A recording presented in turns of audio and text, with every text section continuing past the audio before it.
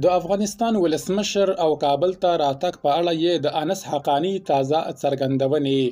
ښاغلی حقانی وایي مشروع حکومت به مو درلودای، خو که محمد اشرف غني نه وای تللی. دا چې نور یې څه ویلي بشپړ جزئیات په ویډیو کې تر پایه وګورئ. پاتمنو لیدونکو ستړي مه شئ.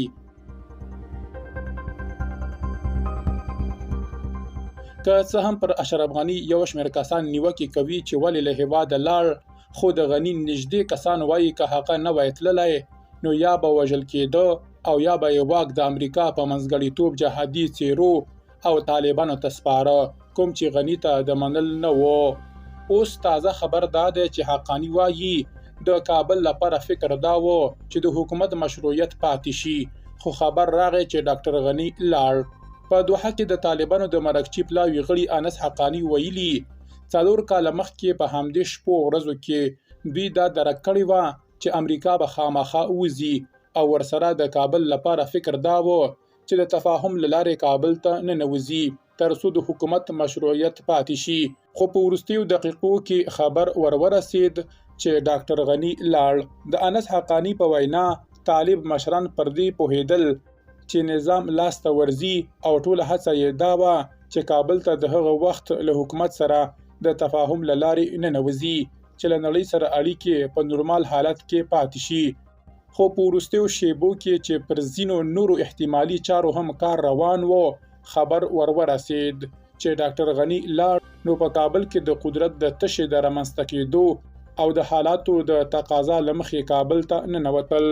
انس حقانی په کابل کې له یوې سیمه ایزې راډیو سره په ځانګړې مرکه کې زیاته کړې چې په دوحه کې د طالبانو او امریکایانو ترمنځ د خبرو پر مهال دوی درک کړې وه چې امریکایان خامخا له افغانستان نه وځي او واشنګټن هم دغسې یوه لاره لټوله تر څو ووځي، خو په وینا یې په صراحت سره یې څه نه ویل.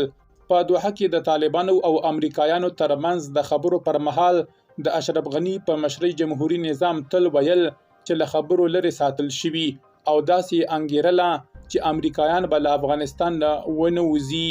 خو حقانی وایي موږ پوه وو چې امریکایان خامخا وځي او دوی هم دغسې لاره لټوله، خو په صراحت سره یې نه ویل، خو موږ پر وضعیت پوهېدو او مجبوریت مو درک کړی و.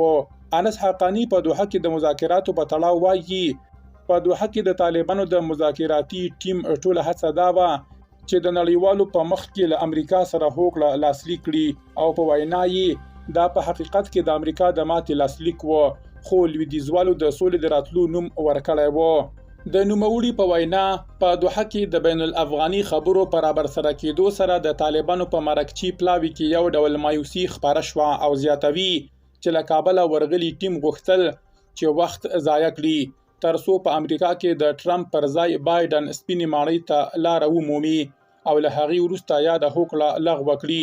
حقانی زیاته کړې په ټوله کې مذاکراتي مشران مایوسه وو چې له دوی سره به هلته ونه رسیږو، له افغاني ټیم سره خبرو ګټه نه درلوده او پریکړه دا شوه چې نمایشي مجلسونه به ورسره کوو.